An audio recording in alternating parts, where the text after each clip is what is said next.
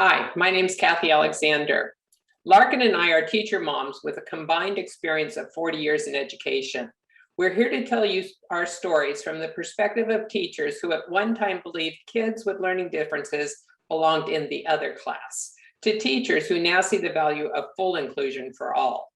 Today, we want to talk to you about our transition and how it led us to look at the person behind the student, to begin to create communities of learners and to figure out how to meet the academic and social emotional needs of all the students in our class. We'd like you to challenge yourself to think about how you could do the same and to change your perspective of disabilities to one of variabilities. Hi, I am Larkin O'Leary. I've taught a variety of grades ranging from preschool to 8th grade. My husband is also a teacher and we've been credentialed teachers for 16 years now. I've wanted to be a teacher ever since 4th grade. You see, up until 4th grade, I had kind of a hard time in school. I was sent to the principal's office numerous times and I had a daily note home. And in 4th grade, I had a teacher, Mrs. Fisher, who took the time to get to know me. She sat and created a connection with me. She had lunch with me, helped me with my work, and just spent a few minutes each day letting me know that I was cared about in school. She didn't see me as that kid, but rather one that needed a little extra help to get on track. I remember her sitting down with my parents and me and telling us that we should get some tutoring until I got a handle on whatever was plaguing me. We took her advice and got help. Since those tutoring sessions, I received great grades, I enjoyed school, and I set out to help other kids the way that she helped me. When I was in 6th grade, Mrs. Fisher got cancer and passed away. But before she did, I made a promise to her that I would be the best teacher that I could be, and that's what I set out to do. Little did I know the incredible impact her life had on me. I had decided to get my teaching credential when my youngest were in 6th grade. I started volunteering at their school when they were in kindergarten, then was hired as a science facilitator, my job being to set up and teach science across grade levels. After doing this for a couple of years, I thought, this is fun, but I want more than just science. So I went back and got my credential, and for the next 22 years, taught 6th, 7th, and 8th grades. During the first half of my teaching career, I had the opportunity to learn about meeting the needs of gifted and advanced learners in a general education classroom, how to ensure they were appropriately challenged as opposed to skating through the curriculum, not really adding to their knowledge. Then in 2012, I had the opportunity to attend the Summer Institute on Academic Diversity at the University of Virginia with Carol Ann Tomlinson, a guru in differentiation. I was introduced to the concept and importance of appropriately challenging and meeting the needs of all students across the bell curve, of getting to know more fully the person behind the student, as well as their academic and social emotional needs, how to structure lessons that increase engagement and motivation, and develop respectful learning tasks for all. So why are we here speaking, you may be wondering? My husband and I have a 7-year-old son named James. He is a sassy, fun-loving jokester who happens to have Down syndrome.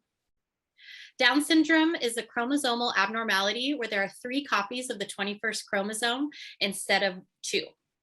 There are actually 3 types of Down syndrome. I didn't know this before having my son: trisomy 21, mosaic Down syndrome, and translocation. James has the most common type, trisomy 21. And my grandson was diagnosed with autism at age 10.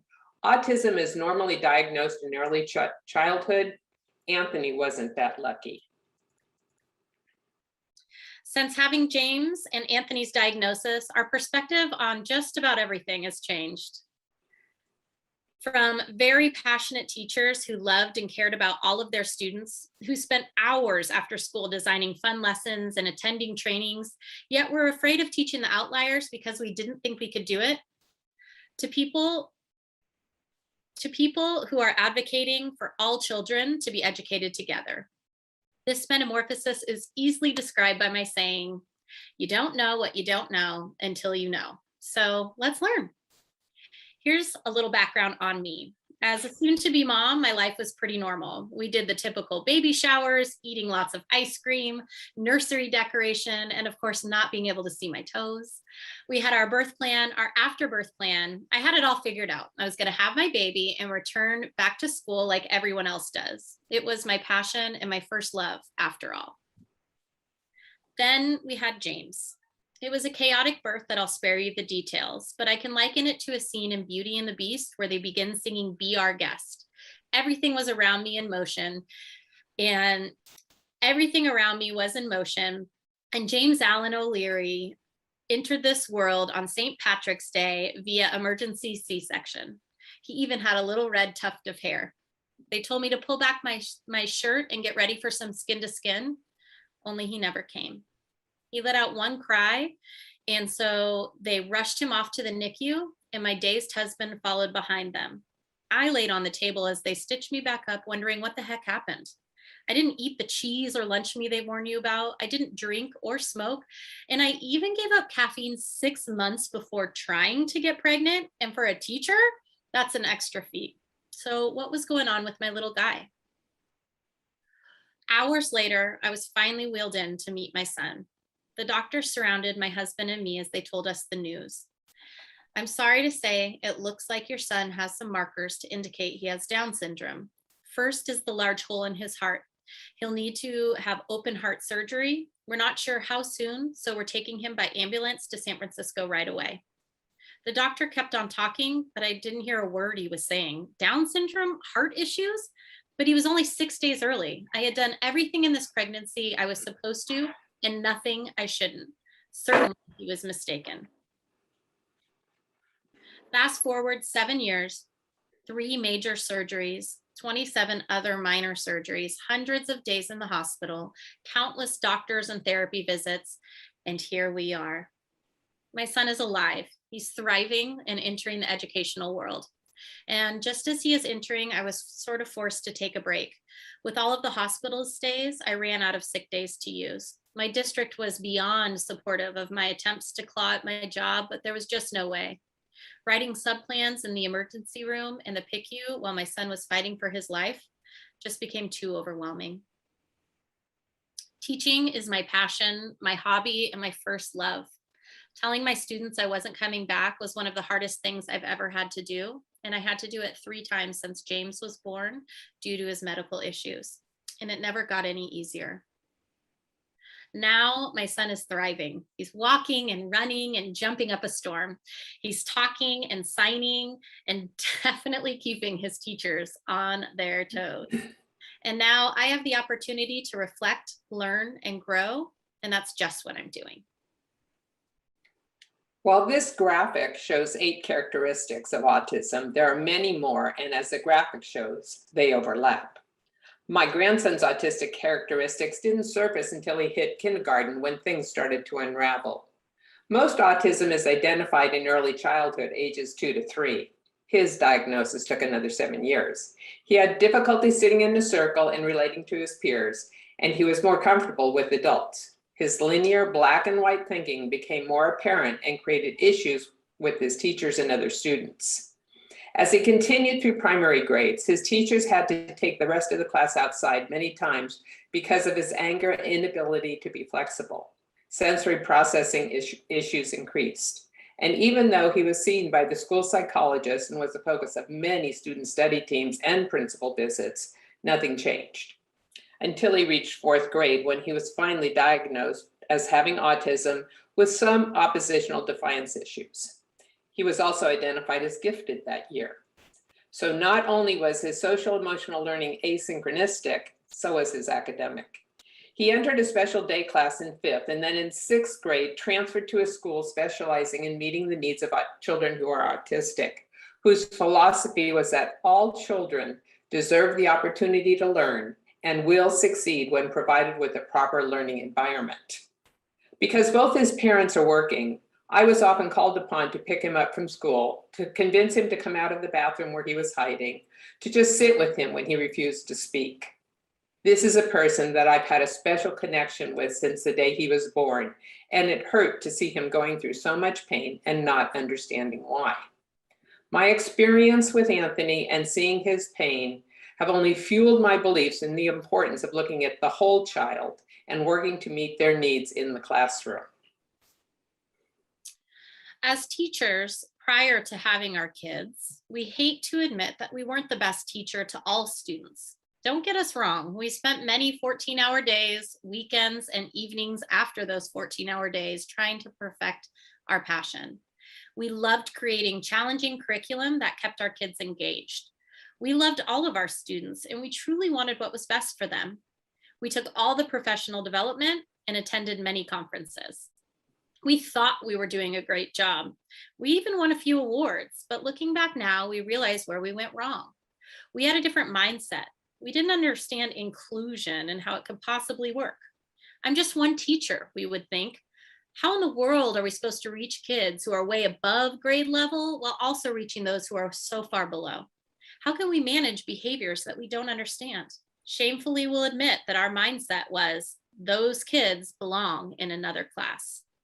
The passion was there. The love of kids and learning and teaching was definitely there, but our training and our mindset was not there. We'd be overwhelmed when we'd find out 2 weeks before school started that we had a kid with special needs, and we were so scared. How can they expect this of me? It just doesn't make sense to have a GATE student be in the same class as a student with autism. They are so different. But now we ask the question, are they How really? do we create a classroom where equity and inclusion are at the forefront? How do we create a community of learners where everyone works together so that all members move forward in their learning? In the last few years, since learning of the diagnoses, we've had a variety of disabilities in our classes. Having our own children with disabilities has taught us that there's so much more to a kid than their diagnosis. It's taught us to look past our unconscious bias and get to know the actual child. Getting to know an actual child on a more than academic model helps in so many ways. First and most importantly, creating a connection lets students know that you care about them. When they know that you care, they're more likely to try harder. And not only that, but they trust you. Connection is key to inclusion. Second, you learn how they learn. And that's what helps you set you up for successful differentiation within your classroom. Regardless of diagnosis or not, we all learn in different ways. So why wouldn't we try and accommodate those different learning styles? When I brought my son to TK and we talked about all of the supports he might need, like visuals, a time timer, a sturdier stool for toileting, his teacher said, "Oh, all the kids would love that," to each request I had, just further proving that when you add supports for one, it can really benefit all students in various ways. And we're not saying that you need to change your entire curriculum now, but rather start adding visuals to one lesson. Start adding alternate seating to a part of your day. As the days, months, and years go on, adding a little each time creates a ripple effect where you'll be able to reach each unique student where they're at. Because let's be honest, all children are different. All people are different. I don't believe there's another person on earth with the same strengths and weaknesses that we have. There is no real normal. That is a myth that we need to dispel in order to reach all of our students, because it is possible.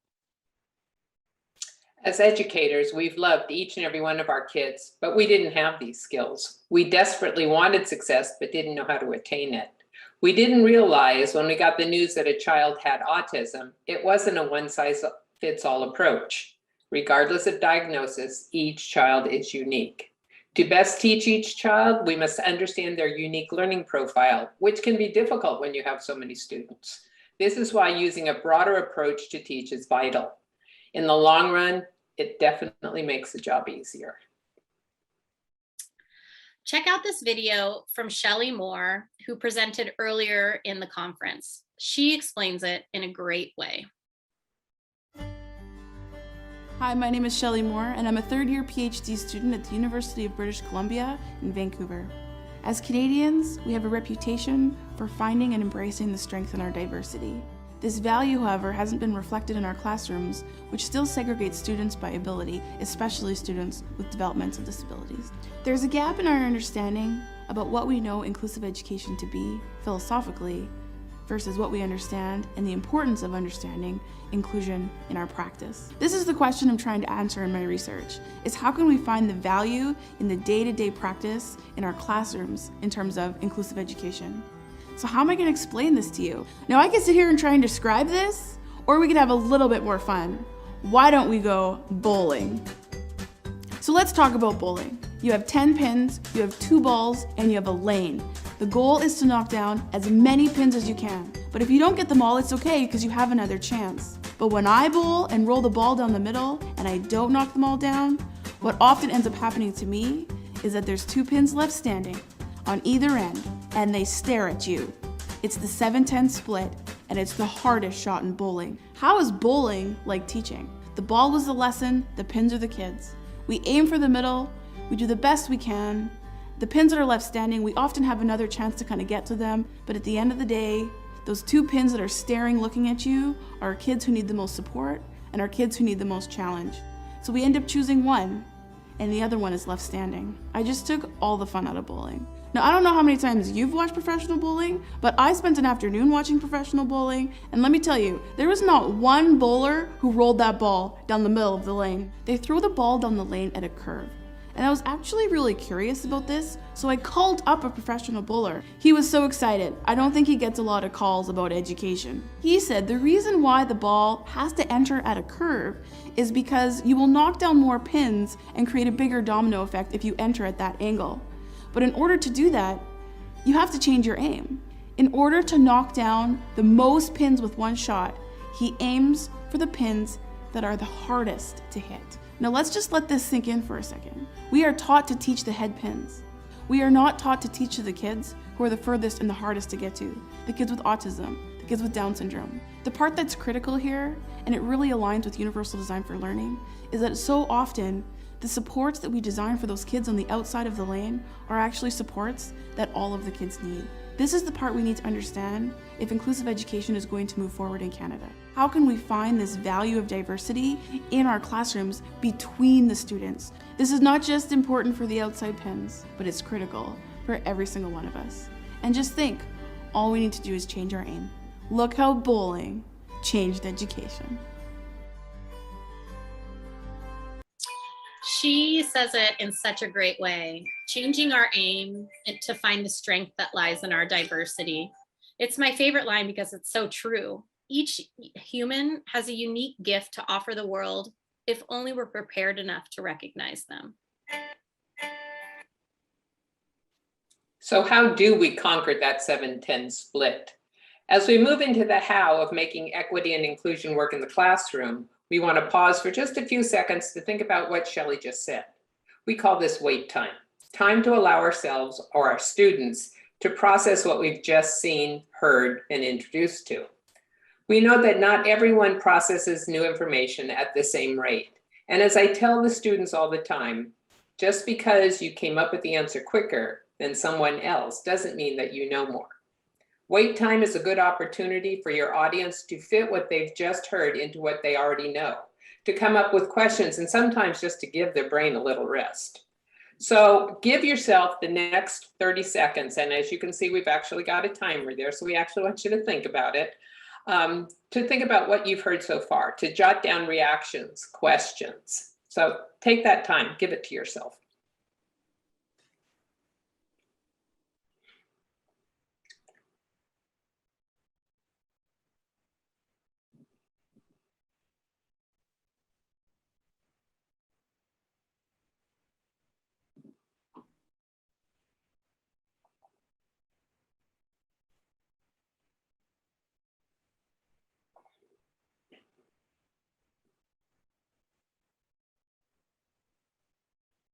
An experience that it does have a positive effect on the rest of the lesson. So as we, I've sat through, as you have, enough PDs and presented it enough to know that there's a certain amount of, this is all great, but.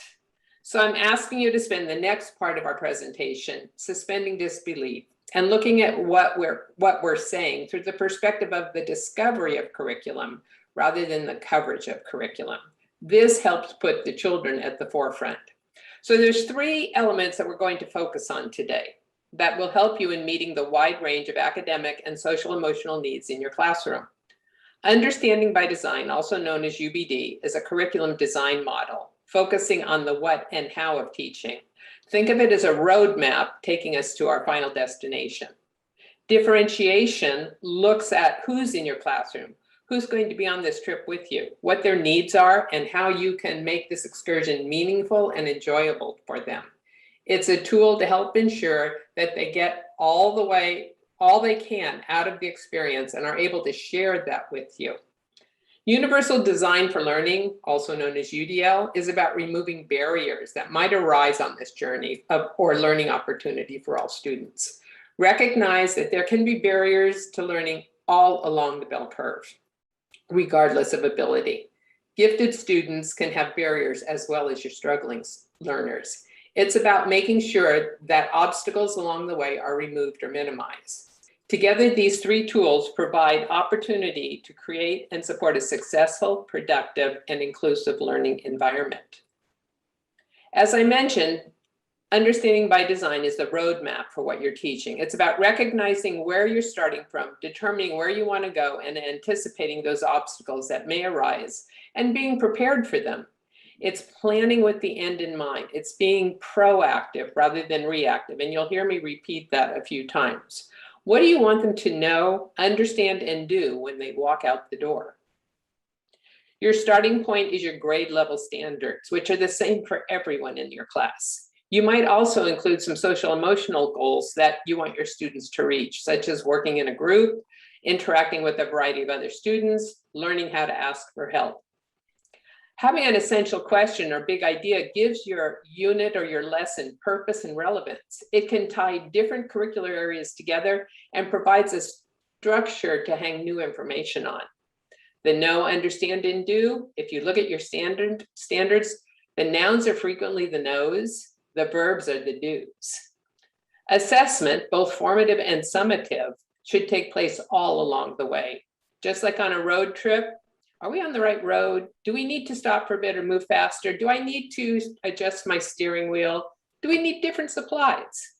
Something else to consider when choosing assessments is what choices or variety will you give them in showing their knowledge? And finally, the activities, the learning opportunities you can create that will address the above. Notice that this part of the planning takes place only after you figure out where you're going and what you need to make the trip successful. Think in terms of planning a real road trip. You decide where you're going first, then what you're going to do along the way. So this is an example of a unit I created for a history class. How can you apply this planning/navigation tool to a unit or group of lessons that you already teach? We're going to pause here to give you think time. So again, this is that processing moment. So think about a unit that or a lesson that you've taught, and how can you see this helping you organize that lesson? So we're going to take about another 30 seconds. Did we forget to put a timer on this slide? I know we put a timer on something, but I'll keep mental track of it. Okay.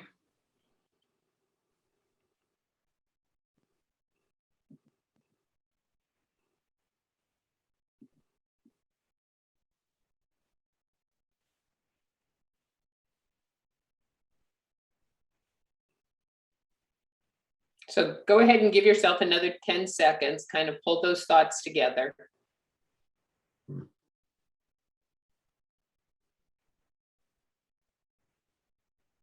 right, thank you for taking that time. So what did you discover? So what did you discover? Would you go into that chat box now and share your thoughts? Again, it's that community of learners helping each other move forward. And now that you've spent that time doing this, I know what's going on in your head. This is too much work. I'll agree that using this format takes some prior planning. The good news is that it greatly reduces the "what am I doing today?" question we all ask ourselves. By planning the unit or the lesson before I begin, I become proactive rather than reactive. I also have more time during the lesson to work with my students as I discover what they need. I can do pop-up mini lessons, take a detour when I find an area that needs more attention, or just captures the student's interest and thereby increases motivation, engagement, and learning. So moving on to our next component. Differentiation is about looking at that bell curve of students in your class. Students with learning or physical disabilities, students who came in knowing what you're about to teach you or who will get it after the first time they hear it, students with behavior issues. The point is that regardless of readiness to learn, our job is to ensure that they move ahead on the learning curve. The big question is, how do we differentiate without driving ourselves crazy? The fact that students differ may be inconvenient, but it's inescapable. Adapting to that diversity is the inevitable price of productivity, high standards, and fairness to kids. And that's not me, that's a quote by T. Sizer. Differentiation is not about creating 20 to 30 different lesson plans. It's about recognizing student needs and figuring out how to adjust the lesson so students can learn. Quite honestly, I usually aim for 3-ish different levels as appropriate. And I don't differentiate every lesson or every day. Sometimes it's just not appropriate. Sometimes people hearing the same information given in the same way at the same time is the most efficient way to teach. But I do consciously observe my students to see what they might need at any given moment during that lesson. It's not about creating new lessons. It's about asking, what can I do with my existing curricular plans to make sure that each child arrives at the destination or beyond? Take what you've already developed, looking at its level of engagement, how it addresses standards, and how it ensures that it's accessible to each children. But it's not necessary to create something brand new. Differentiation is also about determining the level of scaffolding and how long it is needed. Over scaffolding can be just as detrimental as under scaffolding. Don't make assumptions about what level of support to provide. One time I was teaching a unit about the American Revolution, made the assumption that everybody knew what the term revolution meant. Seems like a pretty basic word to me. Well, 2/3 the way through the unit, I asked a question about revolutions in general, and they all gave me that blank expression. I had not taken the time to uncover the understanding of a pretty important concept of the unit. Consider these 3 levels of support on the screen. Who do you see needing each one? We frequently assume that that red share is for our struggling learners, and we forget that our advanced learners also need help. It may not look like what we're used to seeing, though. So this matrix shows us the key elements of differentiation. There's some key words I want you to focus on. Proactive. Think about where you want to go before the journey begins, and we've discussed that already. Mindset. What's the mindset of the people involved, including yourself? Just as students have a learning profile or a style, so do we teachers. If you have a very linear thinker for a student and you're kind of a randomly sequential person, kind of like me, how does that affect your students' learning, or vice versa? If you want them to be flexible thinkers, are you? Students.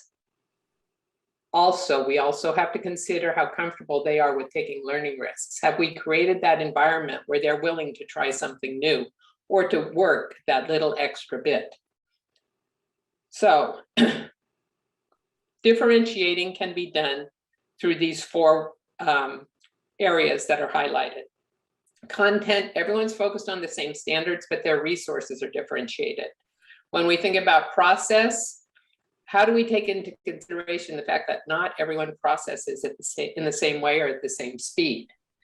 Some people need to talk it out, some people need to write it out. It can be as simple as that. Product, how much choice do you provide? How will you allow opportunities for them to use their strengths to show you what they know? The affect, classroom environment, what are your seating options? Do you allow kids to stand in the back of the room, those who need to move around a little bit more? You know, yoga balls make great seating assignments for some kids. Is there time for movement? And do you sometimes pause just to have fun? Again, don't try doing all of these. Choose the ones that make the most sense at the time. When we talk about what we base our differentiation on, we look at readiness. Quite simply, what are they ready for? What's their current developmental level, and what have we used to determine it? Have we used multiple measures? Interest definitely increases motivation. And when there's increased motivation, there's increased learning. Asking open-ended questions with multiple possible answers helps provide a voice for our non-participants. And how does a student learn best? How can they best show what they know? Take a minute and think about creating a mental or actual spreadsheet of the students in your class or in one of your sections if you're a single subject. Create that mental spreadsheet of their readiness levels, academic and or social emotional. How would you group them in a small group setting? Take a few seconds and think about creating a mental or actual spreadsheet of the students in your class or in one of your sections if you're a single subject. On that spreadsheet, think about their readiness levels, academic and or social emotional. How would you group them in a small group situation? Okay.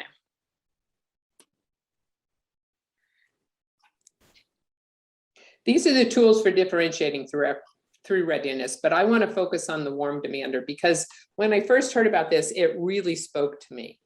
So being a warm demander means you have high expectations for all students in your classroom, regardless of readiness level. You expect them to productively struggle, providing enough challenge to keep them engaged, but not so much that you frustrate them to the point of giving up. You let your students know that you're there to support them. Yes, you're asking a lot from them, but you're going to be there. You're going to have their back. Let them know that you're not going to leave them hanging. And it's amazing what they will produce. As a great example of appropriate scaffolding, I wanted to share these videos of my son when he was about 2.5. He loves singing and getting praise, and he also really loves learning. And one of my biases before having James was that people with Down syndrome couldn't learn the same things that typically developing people could. As I played around with him and these cards, I realized that he was actually learning the words. So I started by showing him the card with the picture, and we would practice saying it and singing it and matching them together. And once he was able to verbalize the words and match them, I placed them on a grid. And it was organized. So he was able to find words that matched that chosen picture. Once he got that down,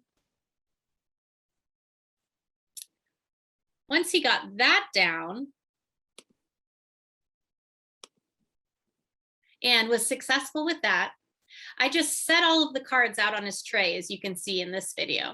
He was able to find the words and the pictures. Each task got just a little bit harder and closer to him reading his sight words. During all of this, we would find words in the books that we were reading just to get a more generalized understanding of the words. I would have made the assumption that this would have been beyond his ability level, but I took the time to investigate in ways that and learn about the ways that he enjoys learning, and I took advantage of that. James now has all of his sight words memorized, and he continues to build on that baseline. In the past, his teachers have been hesitant to assess him because they wanted him to feel successful. They feared that if he failed, he would give up and perhaps didn't have the confidence to believe that he could succeed. Assessments of students just give us the data we need to move the child forward. They're not assessment of their character or where they will be by the end of the school year. We need to move past these beliefs to truly push our students forward instead of pushing them to the side. So tiering lessons is one great way to meet different students' needs. Before I can tier a lesson though, I have to consider the questions listed on the slide. Here's an example of a tiered lesson I created for history. The focus was understanding what makes up a region in our geographic area. Our focus for regions was the United States. After investigating different types of maps, discussing what a region was made up of, and looking at regions from different perspectives, The final project was to choose a region of the United States and look at it through one of the three perspectives, which I'll explain in a minute. Students were given a choice of the region they wanted to investigate, but I chose the perspective they'd take based on their readiness level. We were all working towards the same goal to understand what defines a region, but my struggling learners looked at their region through this perspective of a physical geographer. They were focused on the concrete, the details. The grade level students looked through the perspective of a cultural geographer, how the area helped define traditions, helped determine who lived there, and looking at those changes over time. And my advanced learners became economic geographers, a new area for most of them. And the advanced learners became economic geographers, a new area for most of them, with more embedded abstract thinking, looking at the ethical issues that developed over time. I developed one unit for the whole class, but different pathways to reach our goal. Everyone contributed to the learning of all. Begin small. I've given you an example of a unit I used, but I could also use this tiered lesson format for any lesson. The third component in developing successful learners is universal design for learning. You'll probably notice that there's a definite overlap between differentiation and universal design for learning. The focus of both is on meeting the needs of the learner, of removing barriers to learning. UDL is based on three principles: engagement, representation, and action or expression. Let's look at these three components and their goals. We all know that students who are highly engaged students are more highly engaged when they know the purpose of what they're learning. And it helps if we can connect it to their daily lives so that they can see the relevance of what they're learning within their own life. Pause for a moment and jot down what engagement looks like in your classroom. How do you know students are engaged and not merely compliant?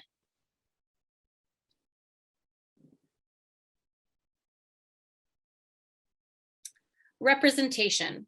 Something else to think about is, how are you representing the information? What do you need to do to the materials to make the concepts more accessible? Can you include drawings and graphics, videos, artifacts, or choice of graphic organizers? And lastly, action and expression. How can I allow my students to show what they know in varied formats? So the choices that we are giving them aren't the barriers to them being able to express the knowledge of a topic, but rather an opportunity for them to show what they know. For example, if you're having your entire class write an essay about the American Revolution, it doesn't assess their knowledge of the American Revolution, it assesses their ability to write an essay. Those students who can't write essays now have a barrier from being able to express what they know about the American Revolution. You have to keep in mind your end goal and what you're trying to assess, and offer appropriate choices based on that goal. These three components work together to create a clearly delineated map of where you're going, what your final destination is, and how you're going to get around any roadblocks that might occur. Within this, you have planned for any detours or barriers, expected and unexpected, that may come along based on multiple criteria. With your long-term goal being that everyone is included on the journey, everyone has the opportunity to experience the trip to their fullest, and everyone is glad they came. It is possible to reach a multitude of learners when you are able to figure out what motivates them and their learning style. The students in this class are using models, listening to audio text, moving around the classroom, and they are all actively engaged in the process of learning. The teacher can move from group to group, providing support or challenge as needed. This can seem like an overwhelming task when you have 20 students, let alone 30 or 180. However, if teachers are appropriately trained to teach ever-evolving neurodiverse populations, and as we move toward full inclusion environments, success will be found for them and neurotypical children. Our goal is to shift the narrative of our educational system to help our educators see the strength that lies in our diversity. We hope our vulnerability in creating a connection with our kids has helped you see that our kids with disabilities are just our kids. kids who turn into adults who are worthy of being included. Now, of course, I'm not naive to the fact that my son needs some extra support, and in Anthony's case, a special placement was warranted. But we should be fulfilling the least restrictive environment to the greatest extent possible. And when teachers are given the appropriate supports to make this possible, you and I both know that they will, because that's what teachers do. If we can help you shift your mindset about inclusion and how it could possibly work, imagine the shift in not only the success of all of our students, but the belief in themselves that it will foster. Not to mention, it will make your job so much easier. Our students will benefit, every single one of them. Crisis is a great motivator and accelerator for change. As we arise from this pandemic, our students are struggling. Almost all of our students are struggling, but particularly our students with disabilities. We must take the opportunity to alter our educational system to better educate all learners. It's a slow-moving ship, one that requires maps and fuel, but in the long run will make teachers' jobs easier. More and more students are struggling with the current structure of education. It leaves teachers and students defeated and giving up. Now is the time for change. Thank you for your time. Thank you. And here is our contact information, so feel free to reach out to us. If you have any questions or lingering comments that you want to chat about, feel free to reach out to us on any one of these platforms. Thank you so much.